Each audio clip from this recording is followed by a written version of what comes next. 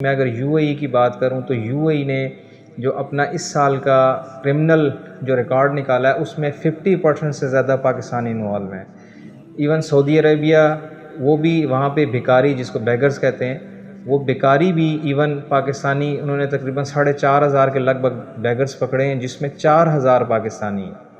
तो ये कुछ ऐसी वजूहत होती हैं कि हमारे पाकिस्तानी को जब तुर्की के वीज़े इशू किए गए तो उन्हें वहाँ पे जाके भी कुछ ऐसे इक़दामात किए या ऐसी हैबिट्स की कि जिसकी वजह से तुर्की को ना सिर्फ वीज़ा फ़ीस बढ़ानी पड़ी और उन्होंने उसके लिए सख्त टर्म्स एंड कंडीशन लगा दी। आप उसके ऊपर लिखते हैं जी कि मेरी income annually for example 60 lakh है, जबकि आपकी रिटर्न शो ये कर रही होती है कि आप 1 लाख पर मंथ ले रहे हैं, तो रिटर्न के अकॉर्डिंग आपका 12 लाख रुपए एनुअली पर एनम बनता है। तो ये चीज़ें वीज़ा रिजेक्शन में आपके लिए जो है ना, वो समझ लें कि पाँव पे कुल्हाड़ी की मिसाल होगी। Video by Yusuf.